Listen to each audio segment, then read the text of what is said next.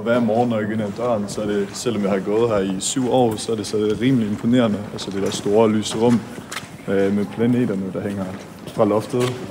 Og ja, den der følelse, det har været sådan der i 7 år, og for Hanna vedkommende har det så været 3 år. Det har været dejligt. Altså det var 3 rigtig gode år, hvor ja, man bare har oplevet en masse ting, har lært en masse ting.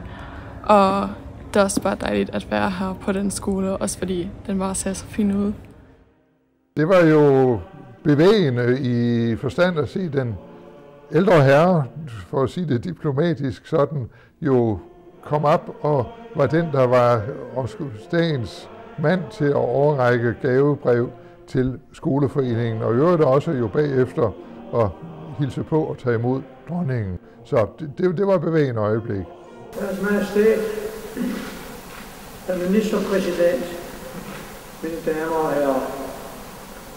Tak til alle, der er kommet til stede for at overvære indvielsen af AP Møller skolen i Slesvig. En særlig tak til Deres Majestæt, som jeg også takker for at påtage sig at åbne denne særlige skole. Det kunne jo nærmest ikke blive bedre. Det er så stort, det er så flot, og ja, man forventer bare det bedste, og så håber vi også på, at det bliver sådan. Det er fru Schuld. Værsgo. Det er ikke ret tit, at jeg får vand i øjnene, men det fik jeg i formiddags, da hr. Møller havde holdt sin tale, og så stod med gavebrevet og sagde, kære fru Schultz, værsgo.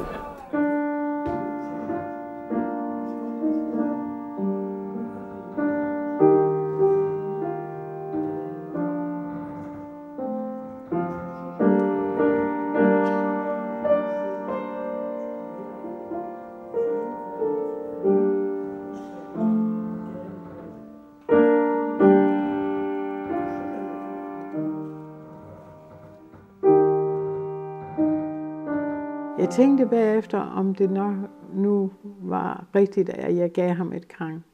Men det var en meget lige meget. Han skulle have det. Som det sig hør og bør, så var dronningen jo den, der kom til sidst. Og der var jeg så selv med nede 400 meter fra skole. Det var en regnvåd dag, hvor hun skulle komme med helikopter og lande på en parkeringsplads. Og jeg var ikke alene dernede. Jeg var der sammen med den danske ambassadør i Berlin, og så var der også den slesvig-holstenske ministerpræsident for at tage imod hende. Og som sagt, det regnede, og vi stod med paraplyer. Jeg og i hvert fald den danske ambassadør. Og det var helt tydeligt, at hverken han eller jeg havde været med til en helikoptermodtagelse før i regnvejr. For så havde vi nok tænkt på at slå paraplyerne ned. For i det øjeblik, at helikopteren landede, vupti, så var der ikke mere paraply. Men værre gik det ud over ministerpræsidentens bil, som hendes majestæt skulle køre i op til skolen, for der var der et skilt, der faldt ned i taget på grund af rotortrykket fra helikopteren og lavede en bule. Derefter gik alt planmæssigt, som det skulle. Grunden til, at vi havde søgt i det hele taget, det var jo fordi, der var alt for mange elever på Duborgskolen. Og vi blev jo også bedt om det fra lærernes side på Duborgskolen at finde en løsning. Men vi havde jo ikke penge til at bygge ud på Duborgskolen. Så vi måtte sætte hovederne i blød, og da vi så også fik nogle henvendelser fra AP Møller Fondens direktør om, at vi kunne jo søge AP Møller Fonden, og så gjorde vi det. Og der fik vi en invitation til at komme ind og tale med hr. Møller på Esplanaden. Det starter jo egentlig med de problemer, der var på Duborgskolen. Allerede i 1992, der kom der et anskrig, eller et nødskrig, må vi hellere sige, fra den daværende rektor Erik Jensen om, at de var ved at drukne i elever, som de stort set ikke havde plads til. Duborgskolen var dimensioneret til 650 elever, og som jeg husker tallet endnu, når frem til 2004, der var de over 1000 elever. Så der var altså god brug for et ekstra gymnasium. Og på den baggrund Det er jo Dansk Skoleforening for Sydslesvig, der jo er den, der driver det danske skolevæsen dernede. Der var det, at de begyndte at tage nogle uformelle samtaler med den daværende direktør for AP Møller Stiftelsen, eller AP Møllers fonden. Og de mundede så ud i, at de faktisk fik et tilsagn om under hånden om, at de godt kunne indsende en ansøgning. Det gjorde de så i 2004. Og der tog vi ind, skoledirektøren og jeg, og mødte hr. Møller, og det blev en virkelig god, hjertelig samtale. Vi sad der et par timer, og vi kunne så mærke på hr. Møller, at han syntes, det var en rigtig god idé. Og jo mere vi snakker om det, kunne vi også mærke, at han ville faktisk give os en helt ny skole. Og det var jo helt fantastisk. Og da han så sagde, jamen lad os se at komme i gang, så var vi klar over, at der var en ny skole, der skulle bygges i Sydslesvig. Vi var meget optaget af at få realiseret den her nye skolestruktur, og i den sammenhæng inviterede vi så Ove Hornby fra AP Møller-fonden til at komme til Husum, og han lyttede jo meget til vores planer, og vi kunne så også fortælle, hvor omfattende det ville være, at vi stod over for at skulle have gennemført byggeri af 8 fællesskoler, også med blandt andet med henblik på at få reduceret antallet af elever på Duborgskolen. Og i den sammenhæng så siger han, jamen I kunne jo faktisk godt bruge et gymnasieoverbygning nummer 2. Og ligesom jeg nu laver en pause, så blev der altså også en pause i den samtale, vi havde med hr. Hornby dengang, fordi det kom så overraskende, og det var jo ikke med i de planer, fordi det kunne vi slet ikke se, at det var inden for rækkevidde, når vi ellers skulle have klaret den øvrige fællesskolestruktur. Men pointen ved det var jo, at en gymnasieoverbygning i et sydligt område af Sydslesvig jo ikke ville være i modstrid til en fællesskolestruktur. Og det kunne vi jo godt se.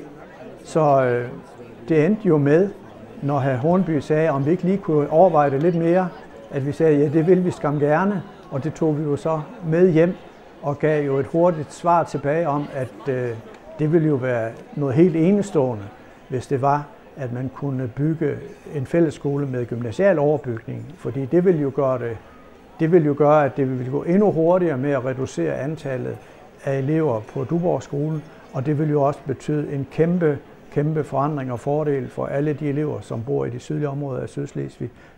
Så fik vi jo sendt en ansøgning, der passede til de erkendelser, vi var kommet til. Vi havde samtidig også sørget for at få det vendt på en måde, så der også kunne blive et øget driftstilskud. Vi kunne jo ikke bygge bare en skole uden at sikre os driften. Vi kom over til hr. Møller, og alle de ting, vi havde fundet ud af i løbet af det halve til 3/4 år, det gennemgik vi og talte med hr. Møller om, og han var meget, meget venlig og spurgte selvfølgelig også til, hvordan det stod til i Sydslesvig, og på den måde havde vi en rigtig, rigtig god dialog, og gentog jo mange af de ting, som vi var enige om, hvordan en skole skulle være. Og så på et tidspunkt, så tog hr. Møller brillerne af, og så sagde han, jamen skal vi så ikke bygge den her skole?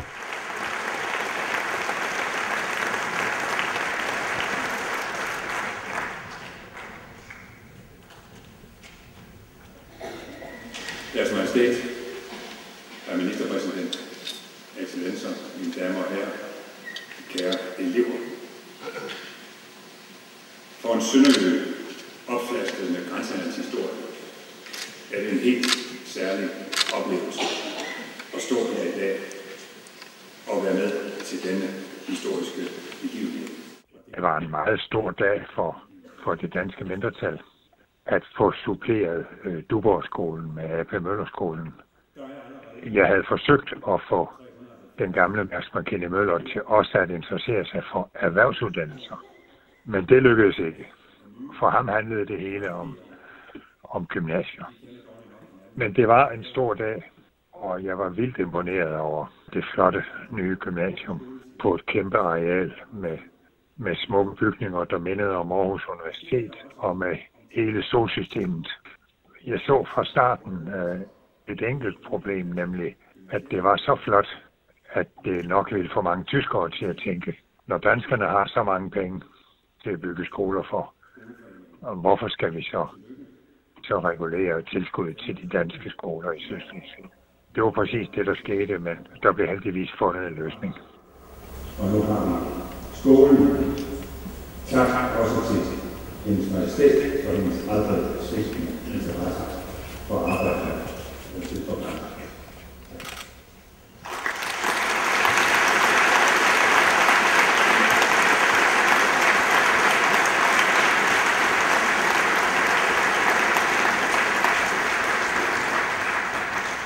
Forudsætningen for, at en skole kunne blive bygget nede i Slesvig, som det så koncentrerede sig om, det var også, at en ting er at få en bygning, men noget andet er også at skulle drive den, nemlig at budgettet også ville være i orden.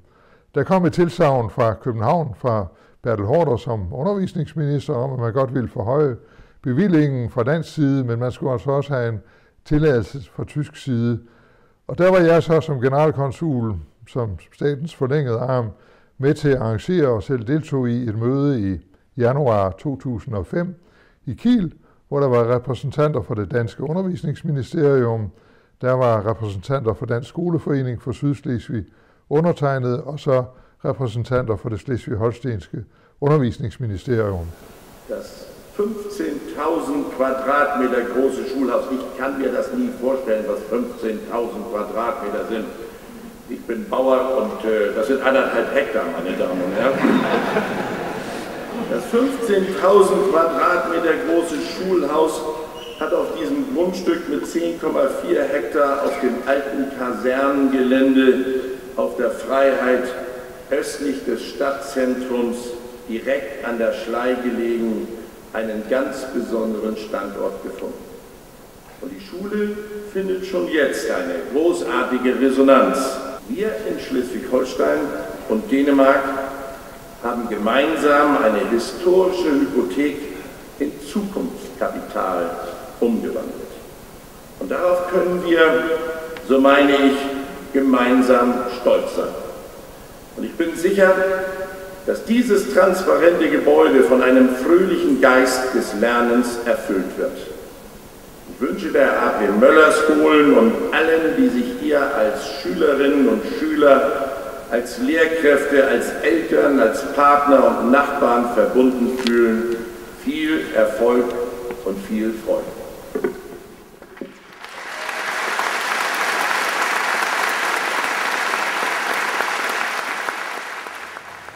Herr Carstensen, beschreiben Sie doch bitte Ihr erstes Treffen mit Herrn Möller. Das war ein Treffen bei einem ausgesprochen angenehmen Anlass. Das war die Eröffnung des Gymnasiums in Schleswig. Die Königin war da, Herr Möller war da, Herr Möller hat das finanziert und es war eine großartige Sache, dass nicht nur die dänische Minderheit ein solches Geschenk bekam, sondern Schleswig-Holstein ein Geschenk bekam. Als Sie die Schule zum ersten Mal sahen, was haben Sie da eigentlich gedacht? Weil das ist ja irgendwie also schon ein architektonisches Wunder. Soll ich Ihnen genau sagen, was ich damals gedacht habe? Ja. Boah, ich habe daran gedacht, wie meine Schule aussah. Ich bin auf dem Hermann-Tass-Gymnasium in Husum zur Schule gegangen. Und diese Schule ist irgendwann, da gab es in der Zeit, wo ich zur Schule ging, einen Anbau. Das war der Neubau und wir hatten den Altbau, in dem jetzt heute ein Hotel drin ist. Und es wurde nachher, nachdem ich weg war von der Schule, eine neue Schule gebaut worden.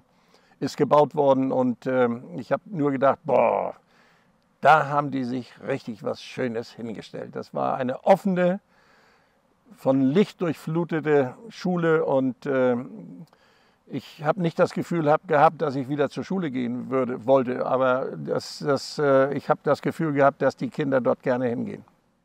Die Mehrheitsbevölkerung hat aber nicht nur positiv auf die A.P. Möller Schulen geguckt.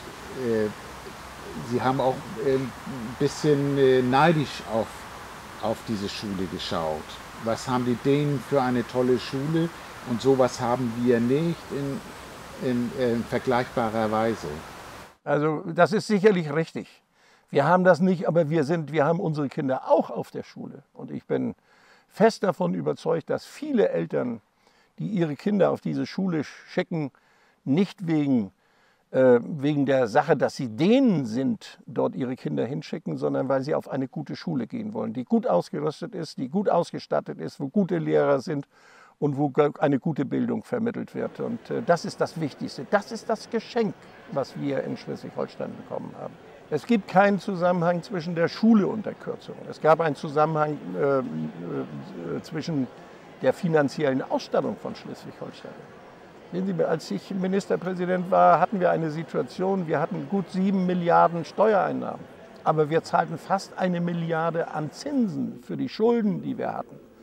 Und das war ein Grund, das kann ein Haushalt, auch ein Staatshaushalt nicht auf die Dauer machen. Ich bin einer, der sehr auf eine vernünftige Haushaltspolitik geachtet hat. Und die dänischen Schulen sind rein rechtlich Privatschulen in Schleswig-Holstein. Und für mich war es seinerzeit eine Überlegung, sie dann auch wie Privatschulen zu behandeln. Aber die dänischen Schulen kriegen, wie hier an dieser Schule, ein Geschenk eines Neubaus. Und sie kriegen eine starke Förderung aus Dänemark und sie kriegen auch noch eine Förderung aus Schleswig-Holstein. Und das war ein Grund, dort zu eine Verringerung zu überlegen. Es hatte nichts mit der Schule, mit der AP Möller Schulen zu tun. 0, nichts.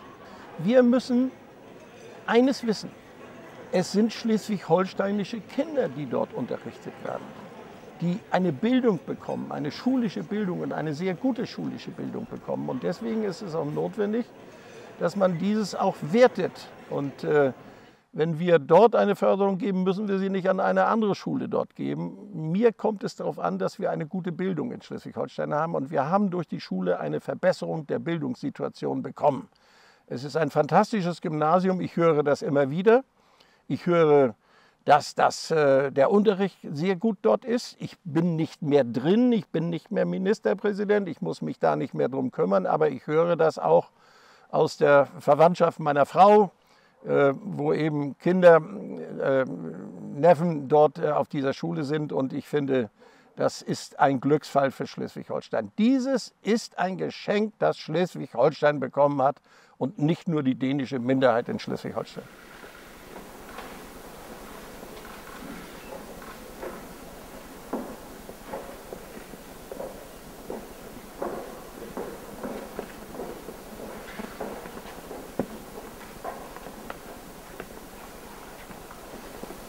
Det er altid en stor glæde for mig at besøge det danske mindretal syd for grænsen. Men det er en særlig glæde i dag, hvor Dansk Skoleforening for Sydslesvig og hele det danske mindretal modtager denne skolebygning som en storslået gave fra AP Møller og hustru Christine McKinney Møllers fond til almindelige formål. Der er unægteligt langt fra tidligere tiders vandrelærere til det storslåede byggeri, som tages i anvendelse i dag. Sådanne rammer forpligter, og det bliver derfor interessant at følge skolens og elevernes udvikling i de kommende år. Der er i sandhed tale om en generøs gave, hvis betydning imidlertid vil række langt ud over dens betydning som uddannelsesinstitution. Med disse ord og med de varmeste ønsker og største forhåbninger erklærer jeg hermed AP Møller Skole for åbent.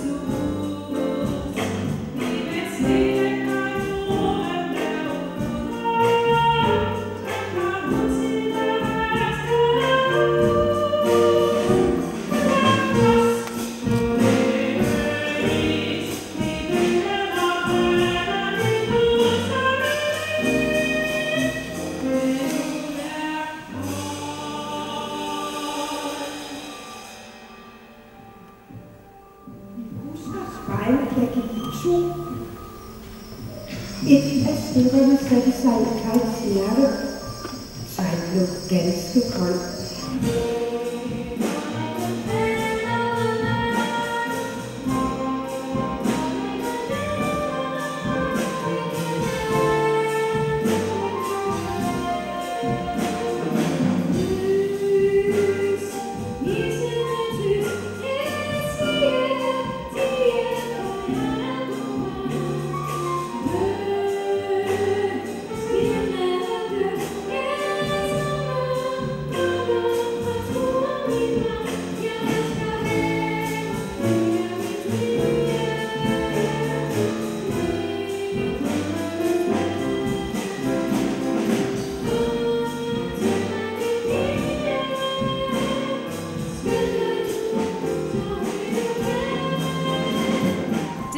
Et meget, meget stor lykke for mig at være her, fordi også at dronningen har været her, og et helt nyt universum er det for mig. Det viser også planeterne, som sagt.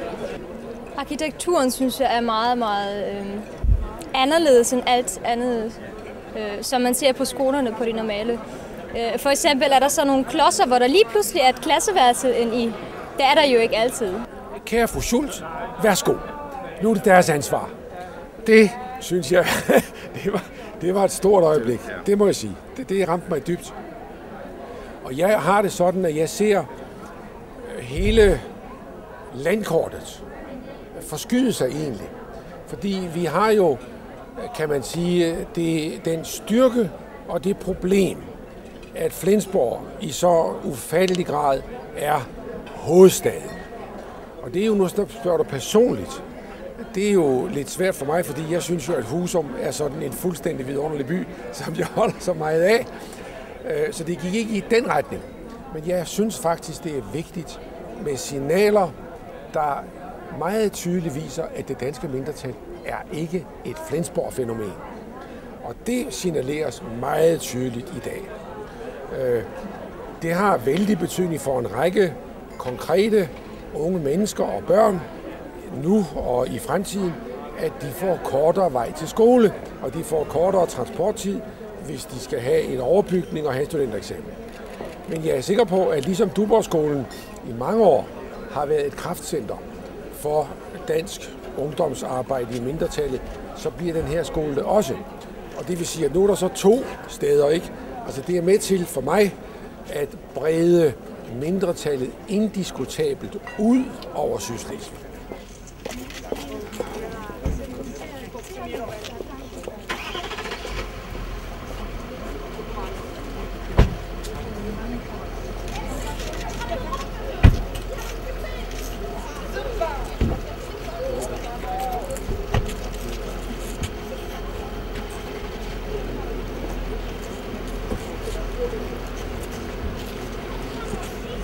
Der var jo mange indtryk, og det er vanskeligt at rangordne, hvad der var den største, hvad der var den mindste. Alene det, at dronningen hun kommer og indviger denne her skole, det er jo en helt unik begivenhed, som vi ikke har set på tilsvarende vis nogensinde tidligere. Det er en historisk begivenhed, vi har været med til i dag. En ny skole, en ny fællesskole, et nyt gymnasium for det danske mindretal. En gave til de kommende generationer med. Det her, det er for alvor historisk, så stort set alt, der er sket i dag, har været højdepunkter. Altså, jeg blev ansat 2 år forinden, det vil sige 1. august 2006, og indvielsen var jo 1. september 2008. Og på det tidspunkt, der var det afgjort, at det var C.F. Møllers tegnestue, som havde haft det bedste tilbud, så at sige, og den bedste idé for, hvordan den her skole skulle se ud. Og så var jeg med i en lang række møder. I byggefasen var jeg med til bygherremøder hver eneste uge, og kunne så følge med i, hvordan tingene udviklede sig. Og så var der jo facaden i nærheden af Egernsund, hvor hr. Møller var henne for at se, hvordan fungerer det her så i praksis. Så han kravlede op ad en stige, alle de her 3 etager, som skolen fik, og skulle se, jamen, hvad sker der, når nu vejrliget er, som det er. Altså der, hvor man måske var lidt skeptisk, det var de meget dyre Arne Jacobsen sofaer. Men der havde hr. Møller jo en stensikker smag, men jo også den viden, at han sagde, jamen, de unge mennesker har godt af at lære at påskønne kvalitet. Og nu er de sofaer, de har stået her siden 2008, og de er ikke blevet ødelagt eller på nogen som helst måde. Og det, der viste sig i praksis, det var jo, at de unge, de forstod, at det her, det var en enestående gave, som A.P. Møller-fonden havde givet til dem. Og en gave, den forpligter. Jeg synes, det er godt, at der ligger en stor skole sydligt for Flensborg. Og derfor tror jeg, at mindretallet det vil få mere og større berøringsflade. Fordi at det vil være en bygning, der også vil være mulighed for, at alle mulige andre foreninger, ikke bare skoleelever, men også alle mulige andre foreninger, kan komme hertil. Og så er der også en flot bygning, som folk gerne vil se. Nein, diese Frage bin ich häufiger gefragt worden. Ist ganz klar, dass es natürlich jetzt irgendwo bestimmte Wünsche auch entstehen bei einigen, aber ich würde hier sagen, es ist ein Ansporn auch für alle anderen, entsprechend auch eine Qualität zu liefern. Diese Schule setzt Maßstäbe oder setzt eine ganz neue Messlatte. Sie ist sicherlich sehr begehrt, aber es gibt auch ganz klare Aufnahmemodalitäten. So sind also jetzt alle gefragt, eben halt auch das reguläre Schulsystem entsprechend auch zu befördern. Also wir freuen uns auf jeden Fall, dass es eine so wunderbare Schule hier bei uns gibt. Det er en fantastisk flot skole. Den er meget enkel i sin arkitektur og alligevel fuld af lys.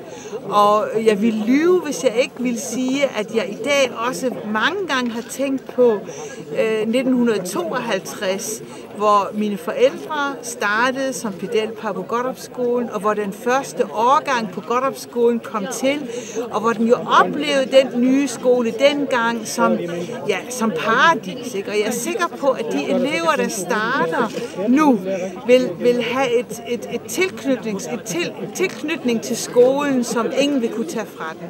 I og med, at vi nu får A.P. Møller-skolen, vi får gode faciliteter, for idrætsdage, for kulturarrangementer. Vi får jo også med A.P. Møller-skolen et rigtig flot kultursted. Et, hvor vi kan være, hvor vi kan se film, hvor vi kan se teater, hvor vi bare kan snakke over en kop kaffe, hvor vi kan invitere vores tyske naboer, hvor skolen kan få et godt samarbejde med de andre tyske skoler i området. Så der er sådan set lagt op til så utrolig mange muligheder, og jeg er sikker på, at man også er indstillet på at gøre brug af de muligheder, der nu åbner sig. Det er jo sådan, Olafur Eliassons kunstværk, Tellurium, består jo af 4 gasplaneter, og så de 4 jordplaneter. Og det kan man se på den måde, de er struktureret på, de 4 gasplaneter. Der er jo sådan nogle spejle indbygget med forskellige farvede glaspaneler, som gør, at når solen den skinner, så opstår der en kaleidoskopisk effekt, hvor du simpelthen får projiceret en lang række forskellige geometriske former rundt i hele den her store aula. Der går jo den historie om, at hr. Møller var jo selv nede og udpege grunden, og han kom jo med eget privatfly og landede ude i Jarkel Lufthavn. Der var en militær lufthavn, som han havde fået særlig tilladelse til. Så var der 2 grunde i spil. Den ene grund, det var op ved et boligområde i den nordøstlige del af Slesvig. Der fortælles det, jeg var ikke selv med, men at hr. Møller ikke steg ud af bilen. Han gjorde bare sådan her niks, og så kørte de ned til den næste grund, så hvor skolen er nu. Et tidligere militært område, og med fantastisk udsigt jo over til Slien, eller ud til Slien og til Domkirken og så videre. Og der var det, han så sagde, her skal det være. Fordi efter at dronningen var sendt afsted, hun skulle ned til sin helikopter, der holdt nede ved Slien, jamen så var det, at så skulle hr. Møller med sine assistenter afsted, og han sad allerede inde i bilen, og der så han så en gruppe drenge, der stod, og de var jo let at genkende, for de havde alle sammen fået en hvid t-shirt med skolens logo og en mulepose, og han kunne se, at de stod og kiggede på noget, og så valgte han at stige ud af bilen igen, og så gik han hen og snakkede med de her drenge. Og det var virkelig en oprigtig interesse. Verdenspressen var jo gået på det tidspunkt, så der var ganske få mennesker, der var tilbage. Jeg stod lige i nærheden, og jeg tog faktisk selv et billede af det, og I er så heldige, at I tog nogle billeder af det, og også nogle film, hvilket var et helt unikt dokument, fordi det var hr. Møller og de unge. Det var uden for pressens søgelys. Det var helt autentisk. Det var en glæde og en begejstring, og man kunne se de unge mennesker, hvordan de lyste op og var beæret og var lidt forlegne og viste, hvad de havde. Det var jo før man for alvor fik smartphones, så jeg ved ikke rigtig, hvad det var for nogle gadgets, de stod med, men det har nok været et eller andet elektronisk, de viste ham. Og han spurgte interesseret ind til det. Jamen, man kan jo se mig som anden person til venstre, og jeg kan huske, at han snakkede med os og vi var jo lidt nervøse. Det var jo en stor dag. Ja. Jeg husker, at min mor hentede mig efter ceremonien, og så kørte vi nok 1 kilometer eller sådan noget, og nåede frem til første lyskryds. Og så stod Mærsks store Audi lige ved siden af os ved lyskrydset, og så kan jeg huske, at min mor hun rullede ned for vinduet, og det gjorde Mærsk McKinney så også. Og så takkede hun for skolen, og så sagde han noget i stil af velbekomme eller lignende. Så det var vældig sjovt og positivt, fordi det var meget menneskeligt, at han gjorde det. Så det var en virkelig et positivt minde. Det var ikke ualmindeligt, at der var elever, der brugte 2 til 3 timer om dagen for at komme frem og tilbage i ren transporttid til Duborgskolen. Så alene det gjorde jo en enorm lettelse, og helt sikkert var også med til at øge det, vi kalder gymnasiefrekvensen, at der var flere fra det danske mindretal i den sydligste del af Sydslesvig, der fik og har fået en gymnasial uddannelse. Dertil kommer også, er jeg helt sikker på, at skolen var ligesom med til, og det var der jo ingen tal på, men med til at højne, skal vi sige, mindretallets anseelse, også i den sydlige del af Sydslesvig. Her kom vi, fik en bygning som det mest moderne gymnasium i Slesvig-Holsten, og kan vi også roligt sige, det mest moderne gymnasium, vi kender i en dansk sammenhæng. Og hvor ligger det? Nej, det ligger ikke i Danmark. Det ligger nede i Slesvig.